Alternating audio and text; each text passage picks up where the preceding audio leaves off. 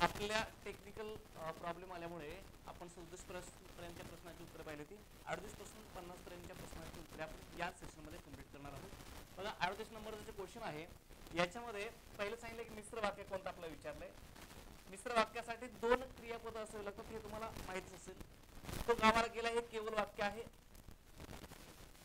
बरोबर आहे. मी परमेश्वरला वंदन करतो हे सुद्धा केवळ वाक्य आहे. म्हणजे जर हे केवळ असेल तर आपल्या वाक्यामध्ये काय सांगितलं अ बरोबर ब बरोबर बाकीचं हे दोन्ही उत्तर आपले होत नाहीत. क बरोबर आणि ड बरोबर म्हणजे आपलं एकच उत्तर एकच पर्याय निवडायचं आहे. जो मुलगा अभ्यास करणार नाही तो पास होणार नाही. जो आणि तो ही काय आहे तर हे संबंधी आणि अनुसंबंधी. ह्या वाक्यानुसार हे संबंधी सर्वनाम हे अनुसंबंधी. जर संबंधी सर्वनामाने जोडलं वाक्य असेल क्रियाविशेषण अव्ययाने गौणसूचक उभयान्वयी अव्ययाने जोडलं वाक्य असेल क्रियाविशेषण अव्ययाने जोडलं वाक्य असेल. बघा सर्वनाम क्रियाविशेषण अव्यय आणि गौणसूचक उभयान्वयी अव्ययाने जोडलं प्रत्येक वाक्य हे मिश्र वाक्य असतं. आणि हे आपलं उत्तर सी नंबर. सूर्य बराच वर आलाय पण हे काय वाक्य न्यूनत्व बोधक. न्यूनत्व बोधक प्रधानत्व सूचक उभयान्वयी अव्ययाने जोडलं वाक्य असून एक असं वाक्य संयुक्त वाक्य आहे, लक्षात ठेवायचं. ठीक आहे, म्हणजे आपलं उत्तर आहे 3 नंबरचा पर्याय. पुढे 39 नंबरचा प्रश्न आहे. पाऊस पडला तर पिके चांगली आली असती. हे जर तर या कंडिशनवर अटीवर बांधलं वाक्य. हे जर तुम्हाला वाक्य या क्रियापदच्या अर्थाने विचारलं तर संकेतार्थी. ठीक आहे, आणि जर केवळ मिश्र संयुक्त यावरून विचारलं तर मिश्र वाक्य बनतं. कारण संकेतार्थी प्रत्येक वाक्य मिश्र वाक्य असतं हे लक्षात ठेवायचं. सर्व संकेतार्थी वाक्य हे मिश्र वाक्य असतात परंतु सर्व मिश्र वाक्य संकेतार्थी वाक्य नसतात. ठीक आहे, स्वार्थी आहे का मग हे बघा क्रियापदाच्या अर्थाने विचारलंय. क्रियापदाला अर्थाचा विकार होतो. 4 प्रकार पडतात स्वार्थी अज्ञार्थी विद्यार्थी आणि संकेतार्थी. जर तर असेल तर संकेतार्थी वाक्य असतं. क्रियापद स्वरूप जर वावी वे असेल तर विद्यार्थी असतं. स्वार्थी वाक्य म्हणजे स्वतःचा अर्थ व्यक्त करणारे असतं. आणि आज्ञा उपदेश प्रार्थना विनंती असेल तर ते अज्ञार्थी वाक्य असतात. ठीक आहे, खालील वाक्याचा प्रकार ओळखायला सांगितलंय. बोलणाऱ्याची माती सुद्धा विकली जाते पण न बोलणाऱ्याचं सोने सुद्धा विकत नाही. पण परंतु किंतु बाकी या शब्द मात्र या शब्दांनी म्हणजे या उभयान्वयी अव्ययाने जोडले वाक्य ही संयुक्त वाक्य असतात, लक्षात ठेवायचं. आणि त्याच्यामध्ये ही पण परंतु किंतु वाक्य मात्र ही कोणती अव्यय आहेत. सर्व काही ठीक आहे पण अभ्यास काय होत नाही असं म्हणतोय. म्हणजे हे न्यूनत्व काहीतरी कमतरता आहे. एका वाक्यामध्ये परिपूर्णता दुसऱ्या वाक्यात कमतरता आहे. ह्याला विरुद्ध दर्शक किंवा न्यूनत्व बोधक प्रधानत्व सूचक उभयान्वयी अव्यय म्हणतात. आणि यांनी जोडलं प्रत्येक वाक्य संयुक्त वाक्य असतं. उदाहरण मी तुम्हाला वरच दिलं होतं. हे बघा संयुक्त वाक्य. ठीक आहे, हे बघा संयुक्त वाक्य विषय संपला, खलासिद्धच झालं. केवळ वाक्य नाहीये इथं जाते राहते केवळ वाक्य नाही. प्रधान वाक्य म्हणजे आपलं एक प्रधान नाही, दोन्ही प्रधान वाक्य आहेत. हे प्रधान आहे हे प्रधान, 2 वाक्य दोन्ही प्रधान आहेत. ठीक आहे, आणि दोन्ही केवळ आहेत. मग मिश्र की संयुक्त तर हे संयुक्त वाक्य हे लक्षात ठेवा. ठीक आहे, 41 नंबरचा प्रश्न आहे. पुढे कोणते वाक्य केवळ वाक्य नाही. वाक्यावरचे 3रा प्रश्न आहे. 4था प्रश्न सॉरी. वाक्य रचनेवर केवळ मिश्र संयुक्त अज्ञार्थी विद्यार्थी याच्यावर ही 4था प्रश्न आहे. कोणते वाक्य केवळ वाक्य नाही म्हणतात. केवळ नसणारं वाक्य तो वारा आला केवळ वाक्य आहे. रामभाऊच्या कोणाने काल बाजारात हिरवे कागद आणले केवळ वाक्य. कमलने शेळीच्या घरावर काल दरोडा पडला केवळ वाक्य. हे पुस्तक फाटकेच होते हे मला आता आठवले. हे 2 क्रियापद आहेत तर हे वाक्य हे केवळ वाक्य नसतं. ठीक आहे, हे पुस्तक फाटकेच होते पण ते मला आता आठवलं हे संयुक्त वाक्य बनतं. हे दोन्ही वाक्य सुद्धा दोन्ही वाक्य प्रधान आहेत. हे संयुक्त वाक्य बद्दल केलं तर ह्याचं केवळही करता येतं आणि ह्याचं मिश्रही करता येतं, लक्षात ठेवा. हे जी वाक्य हे वाक्याचं केवळ मिश्र संयुक्त कोणत्या प्रकारचं करता येतं याच्यात व ते आणि म्हणजे कोणत्या अव्ययाने जोडले त्यावर ते डिपेंड ठरणार आहे. पुढे असं डायरेक्ट आपण याला म्हणू शकत नाही. 42 नंबरचा प्रश्न आहे.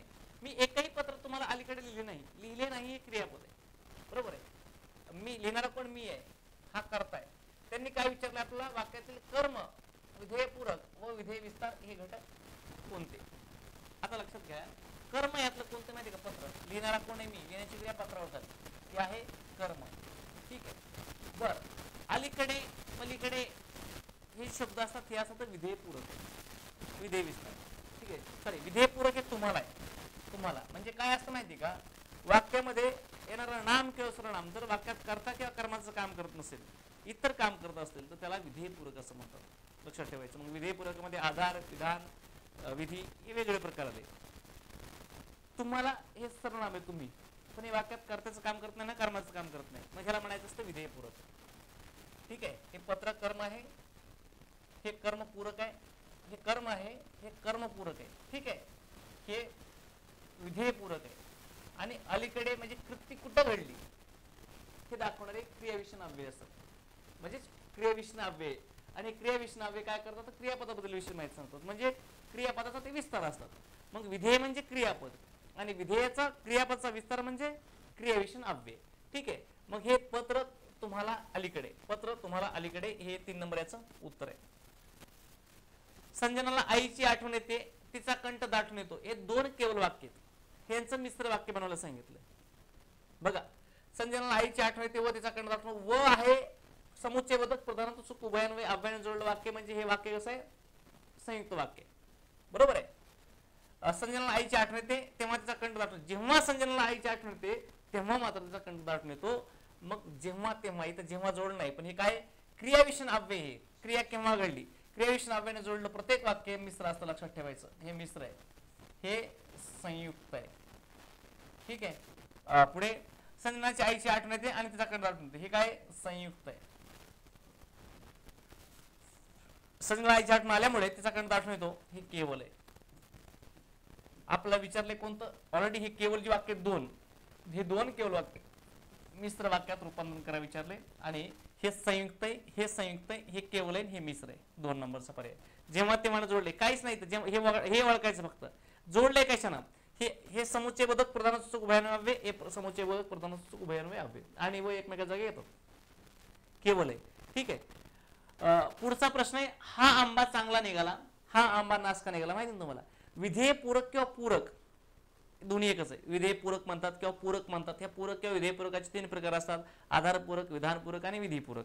ठीक आहे, म्हणजेच काय, जर बघा लक्षात ठेवायचं, एखादा जर शब्द वाक्यामध्ये कर्ता किंवा कर्माचं काम करत नसून इतर वाक्याला पूर्णत्व आणण्याचं काम करत असतो, त्याला पूरक असं म्हणतात. मग मोस्टली आता हे पूरक म्हणून विचारतात त्यांनी, तुम्हाला एक सांगतो मी तुम्हाला, नासका, चांगला, खराब, वाईट, कांदा नासका निघाला म्हणतो आपण, निघणारा कांदा.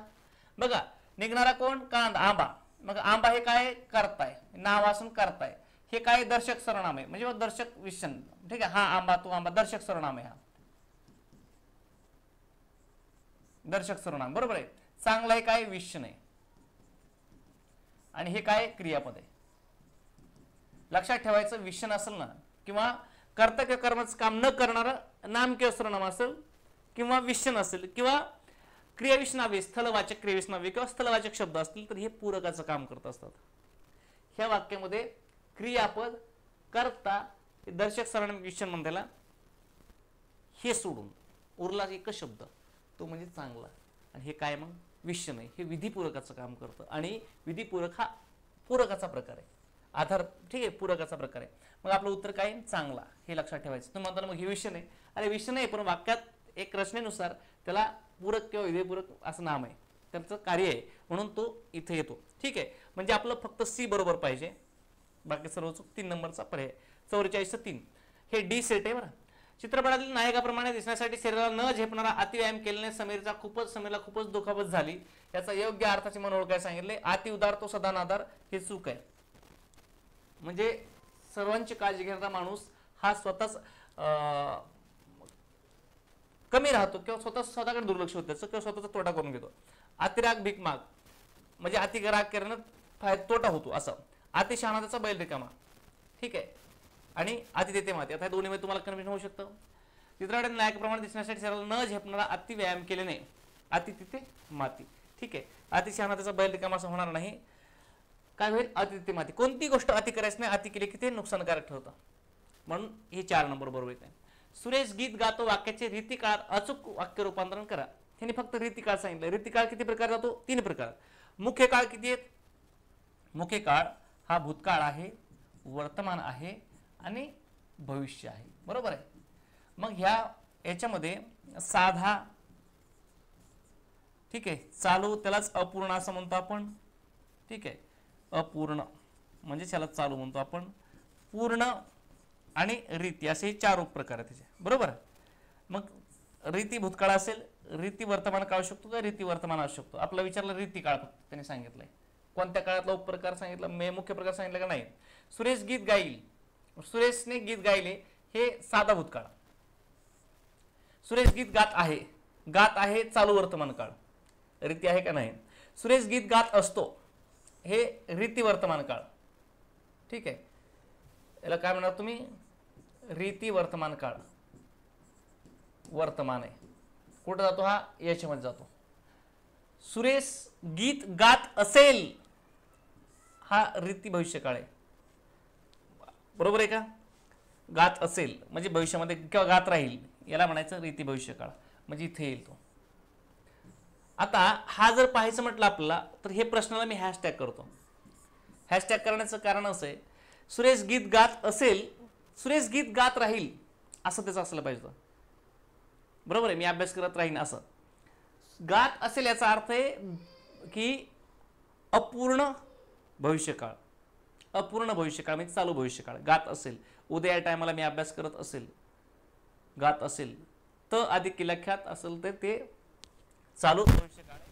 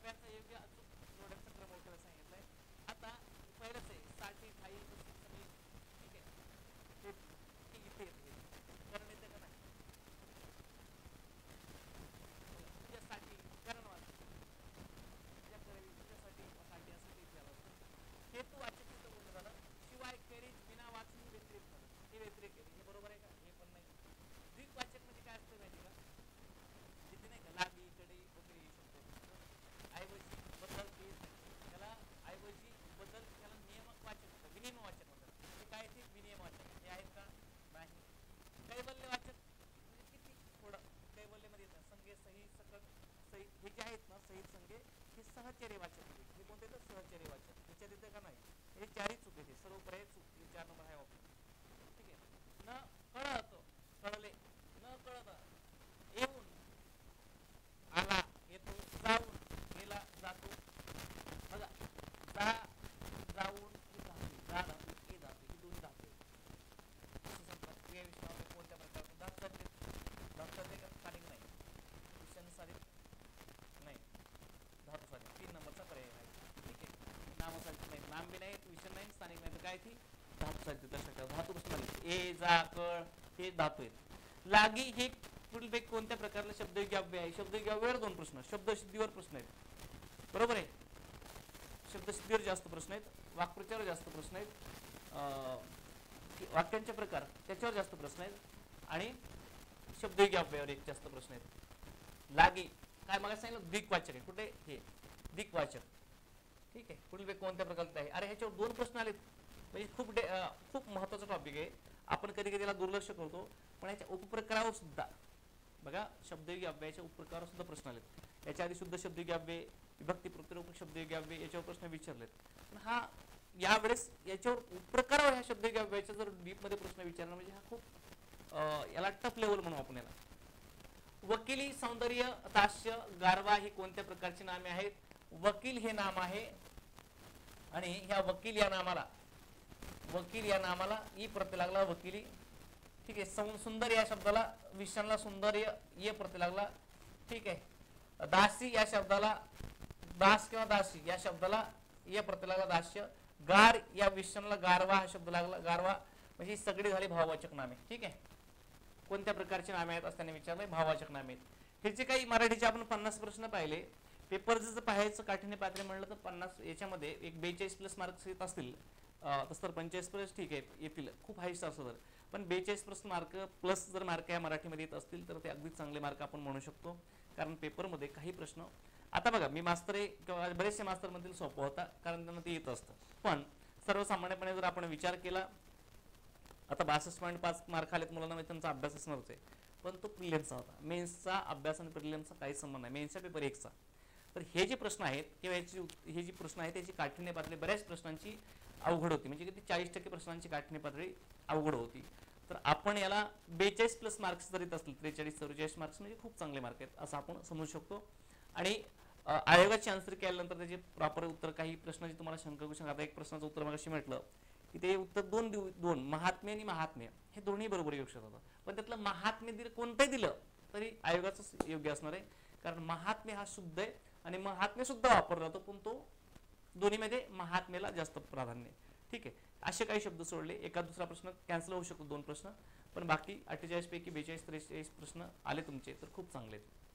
ठीक आहे, म्हणजे हे 2 जाऊन संदिग्ध असणार, 2 जाऊन 48 पैकी म्हणजे 50 पैकी उरले 48 झाले, 2 गेले 48 उरले 48 पैकी जर 42-43 असतील तर खूप चांगले मार्क आहेत. ठीक आहे, थांबूया आपण इथं या सेशनमध्ये. थँक्यू.